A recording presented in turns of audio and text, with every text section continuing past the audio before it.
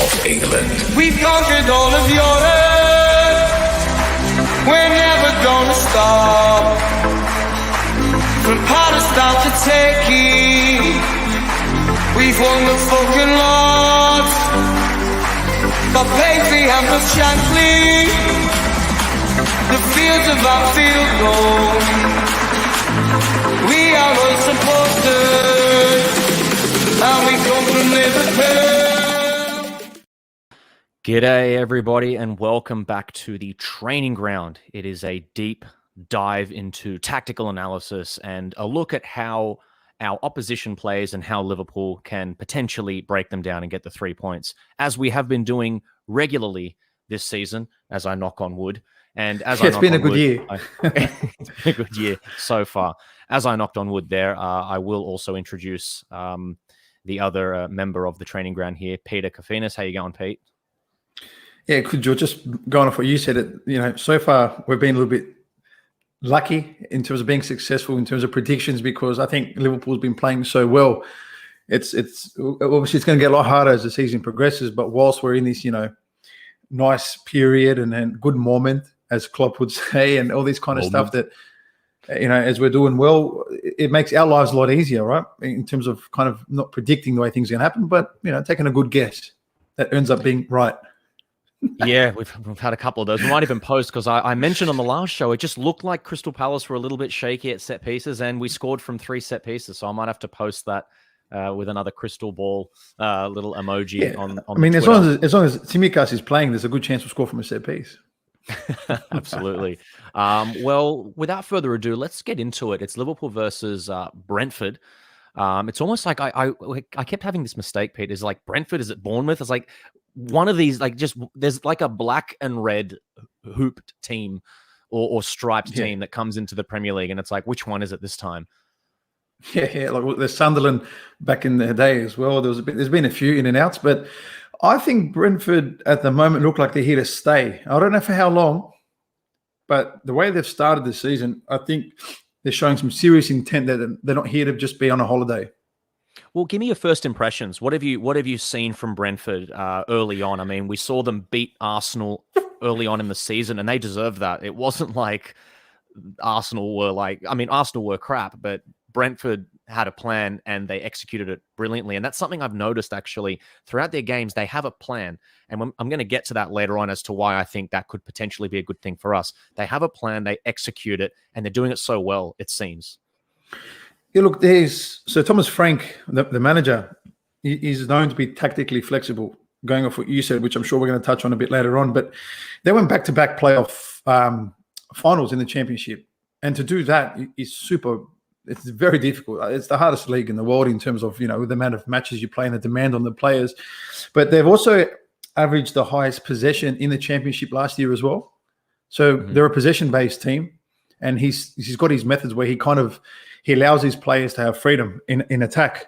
So they're quite, as a player, you kind of want that freedom, the chains off kind of let's just attack kind of thing, versus the Mourinho mindset where it's controlled on a FIFA, on a control and move left and move right. So I think that's why they've started so brightly, because they have this kind of expression of freedom and they're very flexible and fluid in their formation. So I think, credit to them at the moment. They've been impressive to watch. I watched the game versus Brighton, and I actually thoroughly enjoyed the game of football that was provided that game. I think it was just end-to-end, two kind of styles clashing, and it was just a really good game to watch. Yeah, absolutely. And one thing that we noticed from them very quickly, just, as a little summary, is that they do play the 3-5-2. We'll get into that as well with some screenshots and also having a look at which players they deploy in that system. But it's something that we notice is very similar to Chelsea. Yeah, well, they defend with a back five. So when they're setting up, in terms of when the team was entered their half, it's straight into like a 5-3-2. Very similar to Chelsea, as you just said, which we have had issues in the past, but I think we're going to be let off the hook just a little bit during this game, purely because Brentford, they played Arsenal, but I think the best team they've played so far has been Brighton, and they lost. So they haven't versed Liverpool yet. and they're going to realise that they are playing Liverpool this weekend. But I think if we can just be a little bit more patient in our, when we're breaking down that 3-5-2 or 5-3-2, I should say, I think we just have a bit more, hopefully, an enjoyable afternoon. Well, look at this. We can just see here. These are just their schemes, their formation schemes. For those of you who can see that on the screen right now, 3-5-1-1, 3-5-2. 5-3-2. Obviously, a three-man defense can obviously turn into a five-man defense. But three at the back there. We're seeing here that's going into last season almost now. But there's against Arsenal 3-5-2.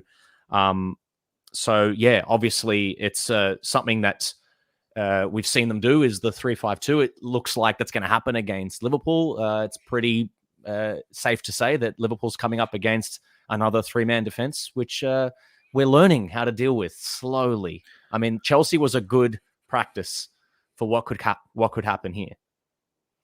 Well, I think what they do in possession, they change their shape anyway.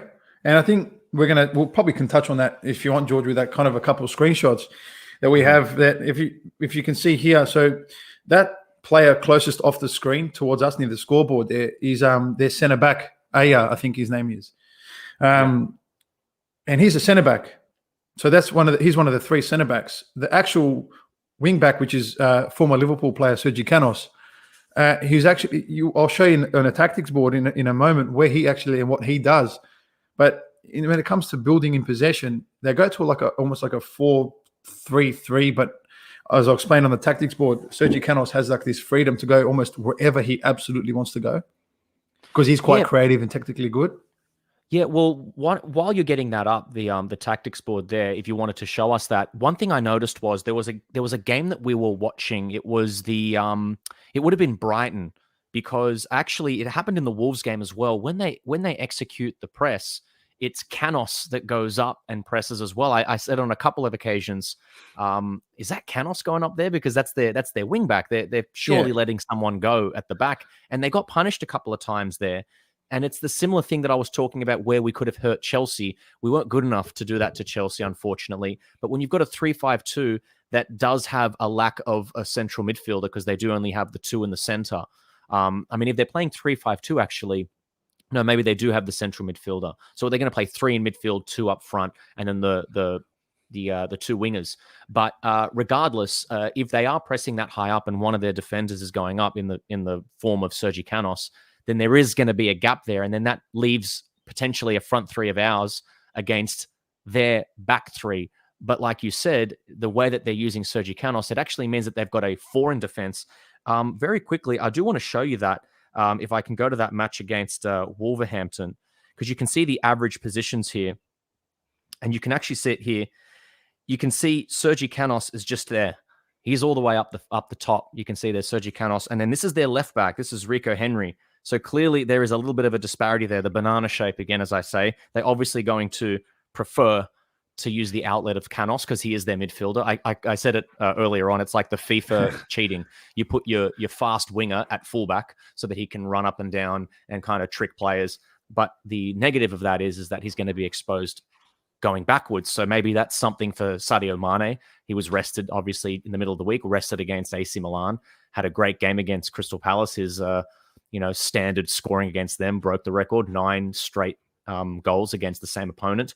So maybe there is an opportunity there for Mane to go one-on-one with his centre-back. If that's Sergi Canos going up and down, and we're going to go one-on-one with this bloke here, Christopher Aya, I'm not sure. I would back Sadio Mane or Diego Jota. We've actually seen, by the way, look at that, these two also close to each other.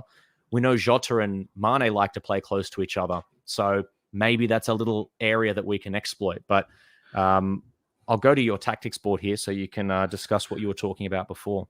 So before we get started, I've actually decided to design our sexy away kit in the color here, George, as you can see. This. And because I'll give them the benefit of the doubt being the home team, and I'll give them their home strip. Yeah, I like Van Dijk's number 4 against that yellow. It just looks beautiful, doesn't it? Another away kit is hands down the sexiest kit we've had in God knows how many years, but that's not what we're here about today. So this is the basic kind of setup shape. See what they do with their midfield here, George, is that it's a flat 3, because what they do with that is they like to have almost like a triangle kind of setup here, similar to us, where they can kind of cover the spaces left here. So they like to have that little protection there. But also what that allows here is Toney, who does it more out of the top two, Toney actually likes to drop in a little bit here and help either pick up the ball and run, or flick on. If it's a long ball, flick it on for his partner up top. Or it's also, can he just flick it, keep it, play with midfield and somehow get out? So that's why they leave the spaces in between to kind of just, like I said earlier, have our strikers, or have their strikers, I should say, in and out and helping out there. Well, that's the thing. We actually saw that in the couple of matches we watched against Brighton and Wolves. Toney not only coming in deep to kind of help out. If that's where they have the ball, Toney will do that. However, if the ball's at the goalkeeper, we've noticed Toney coming out and drifting out to the left wing, and there's kind of a set play going on there. I'm sure you're gonna talk about that later on. I'm assuming. Yeah. That little. So we'll leave that one to there. But there is two ways that they use Toney. It's him coming in playing deep as kind of like a ball playing. I guess ball playing finesse style Firmino striker, but then they can also send him out far left, right out, send him out onto the left wing, and then he's quite dangerous. Yeah, no, he's quick. He's quite dangerous. Yeah, he reminds you of like a young Adebayor, to be fair. He can run, he can flick it on, he's good in the box, he can finish. But going on what we said before in terms of the shape change in possession, this is what it would look like on the board here. So Janssen, who they picked up from Leeds the year they got promoted, is like, they're both quite actually very good ball players. That's why he signed these two, because they're quite comfortable on the ball. And so is the goalkeeper, by the way, who's quite decent with his feet. But their right-sided centre-back comes the right-back. And Sergi Canos, actually, if you see the game against Arsenal, George, he scores from here.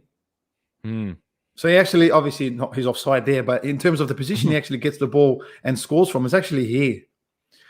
And so he has that freedom. So when they're playing out, he kind of has that freedom. Does he come in here? Does he create like an overload? Because if you have a look, if we can get our tools out here, George, if he rolls in centrally, just along here, there's an overload to try and exploit some spaces here to have potentially, can he have, Toney running into these spaces here or whatever it is. So what you're seeing there is Sergi Canos having that absolute freedom to kind of go wherever he wants to go. And that's something that we have to be quite aware of. Well, also that's that little area that we don't like. If we don't have Thiago there, if that's going to be Naby Keita, Keita, it's literally the joke that we keep making. He stubbed his toe. He stubbed his toe kicking the ball. So hopefully he's available. But if not, we got to be careful there, because there's that overload, and that's not. We're good there. We've been good there with Tsimikas and Robertson, but I don't know, like if for some reason we've been having a few issues in that area. Not to mention, in the AC Milan game we had issues on the other side, but it's just that space between our midfielder and the centre back. So with Virgil van Dijk's there, I'm sure he can make things better for us and take control. But certainly that overload could potentially be an issue for us. Well, you just pretty much just touched up on our next slideshow. So on our next screenshot, George, if you can go back to the change the shape one again, where we can show our viewers, not that one there, the one how it's changing shape. Where is there you go there. So that's fine. No, that's the one there. Just go back. This one. Perfect. That one. No, well, the next one again. This one. Yeah, no, George, the other one. The one there was got the highlight on him. There we go. You can keep that one, and then the one that you just went past. Okay. So it's the same. So that's where Sergi Canos is that wide, the one full on the touchline there, and that's actually Aya running in between the two lines there. And what you can see on the far side is Toney free, making a late run, and the other striker Mbombo. Is that how you pronounce his name, George? Yeah, Mwambo? Mbombo or something like that. Yeah, he's got both centre backs there, kind of, because one of the centre backs has their eye on the forward run from Aya there. So we actually have to be careful of that area you literally just said, that little space in between the midfielders and the defenders there, because that there is a blind run, and that's something that can definitely hurt us. And then that next slide show, the one with the highlighter, is the same with the spotlight. Yep, there you go. The exact same again. That's Aya moving in, creating spaces and overloads to try and cause some form of damage in that area. Centre back. Yeah, that's Aya, the centre back who covers in as a right back when they're in possession. Yeah. Does he has he got history of playing as a fullback at all? I have no idea. That's what I'm saying. That's what makes this team so interesting. Okay, interesting. So So yeah, we've got to be careful about that overload. Yeah, and it happens on both sides. I just found it the most on that side there, and obviously it is what it's something that we have to be aware of. And I'm sure Klopp knows that. I just hope that like you said, it's more so an area of target for us. Mm-hmm. Well, this is the next slide here, and as we were looking at that, that's kind of how their shape how they overload on the right with Sergi Canos, and how they can kind of make those triangles, like you said, not only with the centre mid, but it seems as though with the right centre back who kind of turns into like an inverted fullback. But this is the other thing I wanted to discuss, and I'll put this little thing up there just to remind you of who we're talking about. Toney, we said that he likes to drop in when they've got possession, but this is something that we just saw. That ball is clearly going over the top. Now, their goalkeeper, it's like a set play. We had a stat, I'm not sure if I'm able to bring it up now. They don't screw around with the ball that much on average. They pass the ball around the back a little bit, but if it's not on, they just pump it to this left wing. It just seems as though hit Toney, and if it hits him on the head, we've seen him win a couple of headers in that situation. Good luck against John Matip, by the way. Or they try and hit it in the space, and they just get him to run onto it, and then they will set up from there. If they win the throw in or whatever, they'll do that mid press kind of thing that we've seen, which turns into kind of like a full press, which is where I think we can kind of hurt them. But yeah, long story short, Toney hit him wide, hit him early. See, what I like about Toney is that he's very kind of enthusiastic in his approach, the way he loves to help his team play. He can, like you said, he drops in, he looks in behind. Even my match notes here, I've just written down here, it says, Toney's good in the air, but we have Van Dijk. So normally for them, when there's nothing on, they kind of look for him to either flick it on for running on midfielder, or flick it on to Mwembo, or flick it on or control play, whatever it is. But when he hasn't come up against a centre back yet, like Van Dijk or Matip. And you know what? If Matip, I'm sure Matip's going to play, but if it's not Matip, it'll be Gomez or whoever it is, and Gomez will match him for pace. We all know that. Konate is bigger than Van Dijk, so surely he's not going to have an issue there. But it's something that they haven't come up against a beast like us just yet. And I mean, they've had Aston Villa, they've had Brighton, two good footballing sides, but I just feel like we have more than what they've come up against yet, obviously, because we're still Liverpool Football Club. We're still, So if even like the next couple of Toney slides that you've got there, George, it shows him in different positions again. Yeah. So now that was him coming from deep, and he actually gets that ball and he starts a play because he's just playing off as a second striker. Just going back to our formation before, that's why they play a flat three in the middle to allow the spaces of him, as you can see there, just allow the spaces so he can pick up in those moments in the situations where he can kind of just come in here and collect the ball that's loose for that run that we're seeing that striker make. And then it could be a late run in here or someone from in here. Whatever it is, it could be whatever. You know what I'm trying to say? Well, yeah, look at the average positioning here of Toney as well. It's just in that little spot, and he's just off the striker. So it kind of makes sense.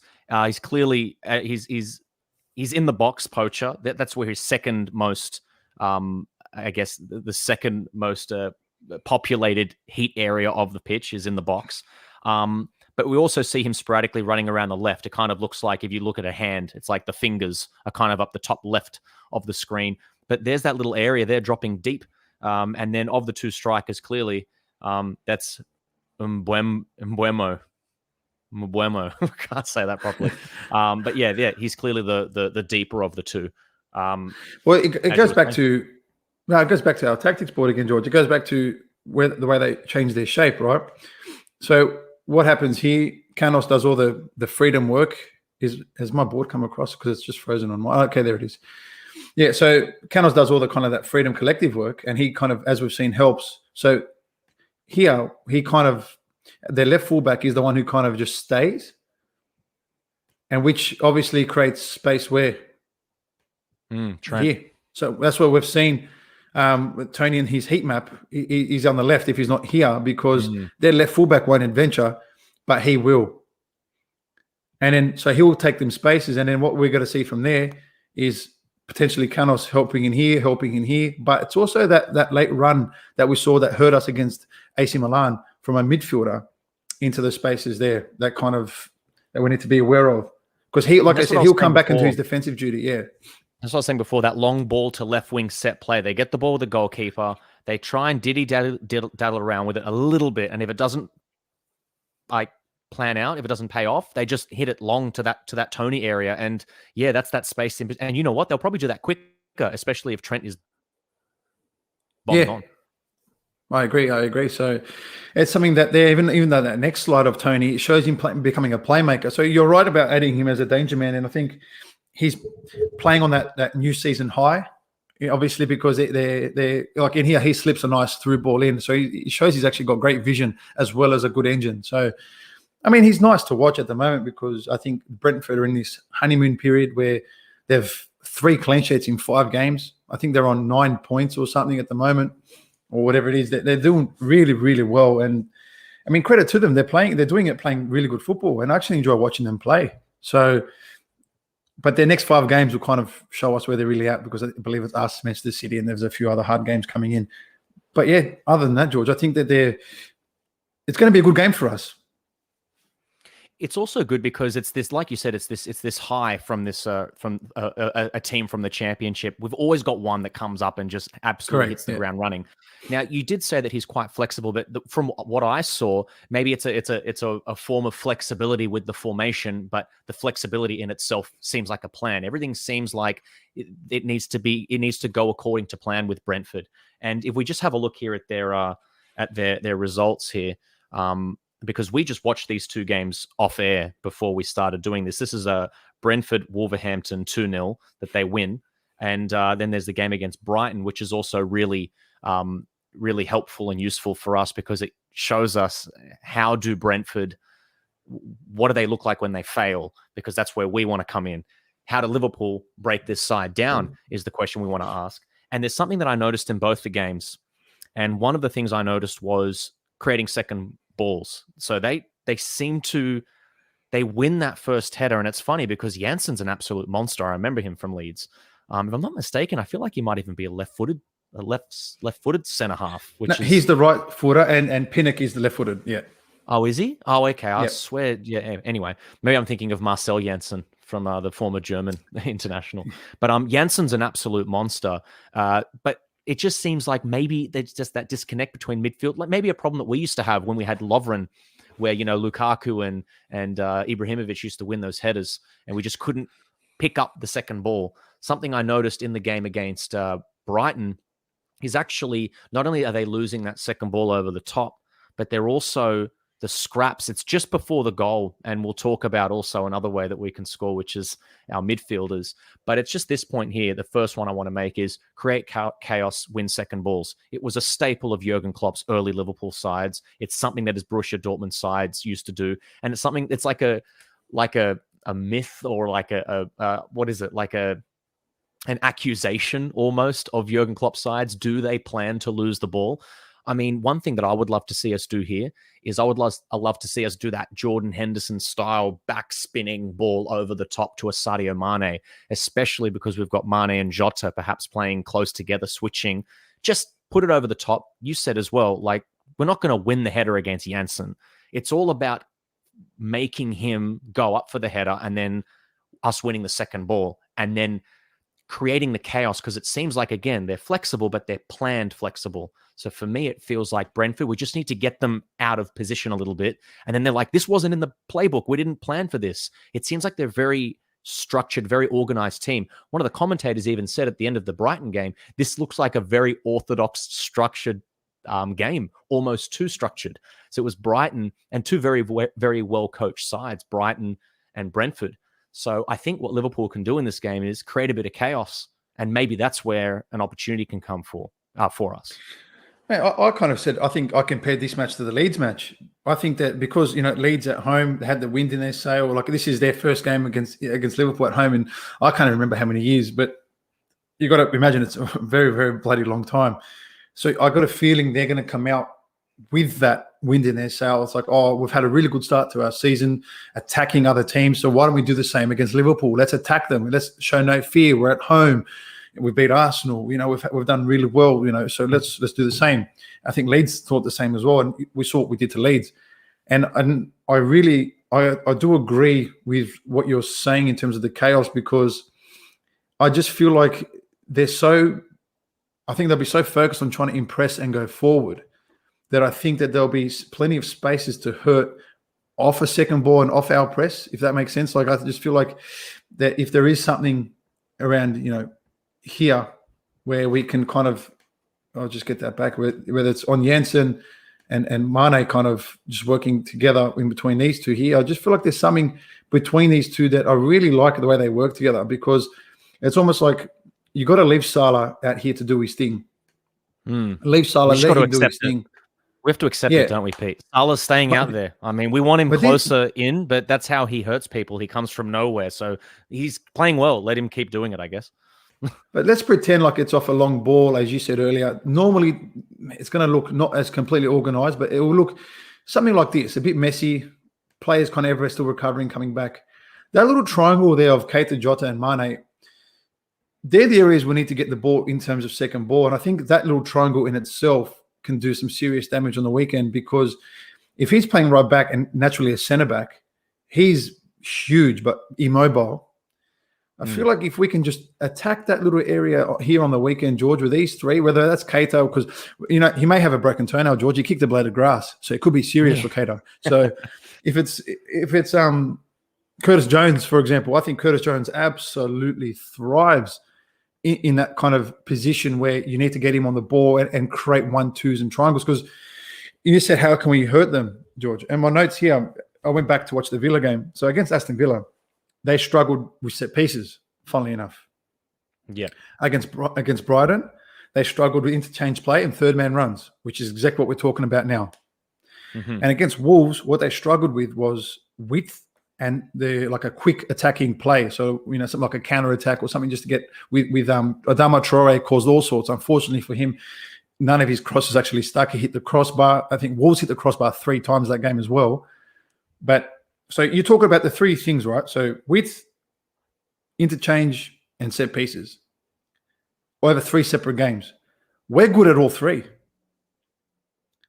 Do you know what I mean? So I think that, I think that's something that we can because we've got Trent just quietly, the best deliverer of the ball there is in the Premier League.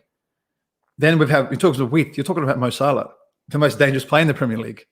And then with interchange play between Mane, Jota, and Keita or Henderson, I think there's definitely enough in the locker to hurt them in definitely one of the 3 ways that they've suffered with in the past 3 games in the Premier League. So I don't know. I just feel like, but I feel like if I had to pick one of the 3, I'm going with this kind of like close-knit interchange play. Well, if you could just open that up back for me, the tactics board. Oh, yeah, that is open. Nice one. So this is what I was talking about before. It's winning those second balls in this little area here where I'm moving the ball. I have a feeling that there is something that Jota and Mane can do together there. Because they're going to be doing that, I have a feeling that's why Salah is also going to be dangerous, because he comes in late. It's I feel like this area of the pitch where we're seeing there, that little triangle, I feel like that's where we can get a lot of joy. Also, because we talked about Canos doing that thing there. But it's also that thing that you were talking about, interchange. Now, I'm going to use our players just to show you. It's Trossard for Brighton and Hove Albion, so it's actually literally these 2. It's funny because before we watched the game, we had an analysis of Brentford, and I said these 2 things. I said, I want to create chaos. And then you said you wanted this interchange. And then how does the goal happen? If you guys watch back the Brighton game, they score in the 89th minute. It's actually a speculative ball that is along the ground, and Brentford, it's another second ball. They fail to deal with it, and they're kind of all at sea. And it's a combination of that chaos, and then it's that interchange that you were talking about. And it's this kind of Naby Keita style player here that actually makes his way on the edge of the box and scores, and it's Trossard. Now, we've seen Naby Keita score that left-footed bomb, which was a bit of a hit and hope against Crystal Palace. But I know what player I would want in this position right here, and that's Curtis Jones. So one thing that I would say is I would love to see Curtis Jones in that position. I want to see Curtis Jones starting left center mid, and I think it's his game, because I think what we do is we do that. It's this ball here. If you've got Fabinho, he can do it. You just do this ball over the top there to Sadio Mane or to Jota, and just let them both come in and interchange all that they want and just win those second balls. Once that second ball is won, then we can start to make those triangles. And then I want it to be Curtis Jones. I want this to kind of be his Coutinho style game. Now, this all goes down the drain if he doesn't start. So someone in there, whoever that is in left center mid, because we know we don't have Thiago. But to defend what you're saying, George, just to defend what you're saying, you're basically saying that left-sided midfielder is key in terms of making sure the plan works. Because if it's not Curtis Jones, which I love, because you know my love for Curtis Jones, but Naby Keita, who's shown not so much against Norwich, because that performance, notice how no one's talking about that performance, but they're only talking about the goal still. But we need him to be active in play, not just in moments. Does that make sense? We need Naby Keita to be active throughout the game as the play happens continuously, not just here and there he does okay. Well, so go on. No, I was saying, so I agree with you 100% in terms of it should be that left side of midfield that does the damage. Okay, so having said that, before we kind of wrap up, let's just have a look at this. This is what you think will be our starting 11. I mean, do we think that Robertson comes back in? I mean, did Tsimikas did come off and have a bit of a break, but it's pretty certain that is Robertson starting on the weekend against Brentford. And by the way, you do want a motoring Andy Robertson up, down, up, down. We have noticed one downside to Tsimikas' game is he does seem to have a bit of stamina. He doesn't have as much in the tank as what Robertson has, but also that is his style of play. He puts his foot on the ball more. Robertson loves to, like we said, loves to gallop. So it looks like Robertson will be starting there. I think it's going to be Van Dijk, Matip. Again, I think Jurgen Klopp is going for this. Let's just win as many games as possible in the lead up to Christmas, and let's have as fresh a squad as possible. And he's clearly rested those two. So it's got to be Van Dijk, Matip. And then Trent was rested in the week. But having said that, he was also sick. So we've got to be careful about Trent there. But that back four kind of looks like what we'll be doing. You know what? You just a lightning bolt just hit my head.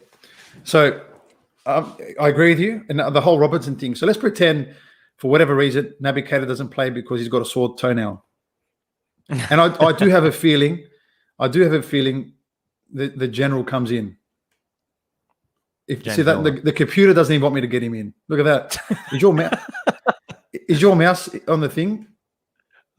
Maybe I can bring. There you go. I'll bring him in. So there you go. I'll get out. So, hold on. There, I'm out of there now. No, you're not, because it says on the top corner still. So you've still got my thing highlighted. Oh, really? Okay, let me come back in. There you go. So let's pretend it is, the Milner role. He comes in here because I have a feeling he will play if Keita's not playing. So the next triangle, George, is this one.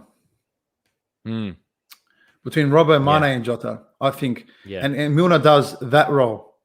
Yeah, lovely. So I think that's what we're going to see if it is Milner. I think because Robbo is the best left back in the world still. I mean, Tsimikas is making him breathe. Sadio Mane becomes Coutinho / I keep bringing up Coutinho because I feel like we're still missing that kind of player. But he becomes the Curtis Jones, let's call him. He becomes that creative midfielder that can kind of 1-2s, interchange, break through by using quick passing as opposed to having to do a step over necessarily. He can kind of pass and go essentially. Well, I think so. 100%. I think that what happens here is we're still looking for some form of triangle connectivity down the left. I feel like that's where we can hurt them, because Salah's width is always going to be key. And I think if we go to one of the, just before we wrap up in terms of the screenshots, George, it shows them back five. Yeah. It shows their back five completely, because that's how they will set up. Yeah, let me show you here, the back five. So it's almost there. That one there. So that you can see their 5-3-2 clearly. And there's also one more, I believe, that shows another version of their back five, which is fine. But that picture's more than enough anyway. So that's how they will set up. Something like that there, so that you can see where they're going to try and kind of condense the spaces for us in those areas. But I think now that we've seen that picture, what I would if it's not the triangle on the left to hurt George, I think there's only one other way.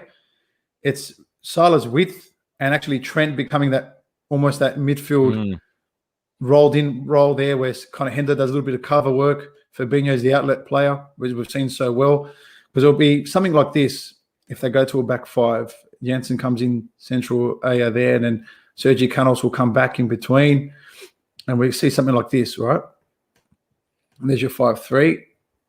It's almost because what they're going to try and do, clearly they're going to try to double up on Salah. So whether that's Pinnock that comes across here and doubles up this way, then that's just like for me, it's this one. And we've seen him score against AC Milan by doing the exact same thing. And if it's not, if it's the reverse, I think it happens. If Salah is in here and Trent becomes the width, they've got to make a decision. Do they send 2 on Salah, which means do you give Trent the freedom to cross? I wouldn't personally, because he'll put it exactly where he wants. So basically what we're trying to say, George, how are we going to hurt them? If it's not a triangle down the left, whether it's through a midfielder or Robbo, it's definitely between the interchange of positions between Salah and Trent.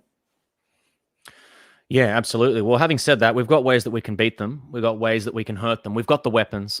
Liverpool, they're a strong enough side to win this, obviously. What are you thinking in terms of predictions for the score?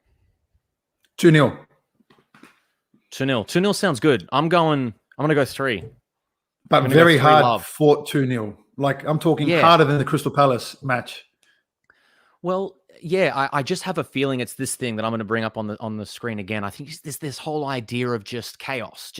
It's weird because usually the bottom teams love to create chaos against us because we're like this, we're the machine that can be disrupted. But I mean, Klopp loves being the underdog, and we are this season. We're a bit of the underdog. And even in games where we've looked like the favorites, we've kind of turned it into a bit of a scrap. So I would love for us to do that. And I have a feeling Curtis Jones starts, and if he does, maybe it's a breakthrough moment for him. He can become that Elliott on the left-hand side, like Elliott was becoming on the right-hand side. And by the way, what a game this would have been for Harvey Elliott, just exploiting little pockets of space and being able to curl something top corner. But let's leave that to maybe an Oxlade-Chamberlain or a Naby Keita or a Curtis Jones, whatever it is. Man, one of those midfielders making those. No, Ox. No, Oxy. He looks like he's preferring to be a centre forward. Anyway, we both predict a win here for the mighty men in red. Hopefully, it's going to be something along the lines of a 3-0. I'll take the 2-0 that Pete said. But this has been the training ground. I hope you guys have enjoyed it. As always, this is a pre-recorded show. It did say that down the bottom. So sorry if we couldn't answer all of your questions. But as always, like and subscribe. Push that algorithm. Like the video. For the show because we put a lot of time and effort into this one, me and Pete, but we enjoy doing it. We love doing it for you guys. So thanks very much. As always, like and subscribe. Follow us at Red Sea Down Under on the Twitter, and we'll see you probably for some pre-post match shenanigans sometime soon. Thanks, guys. This has been the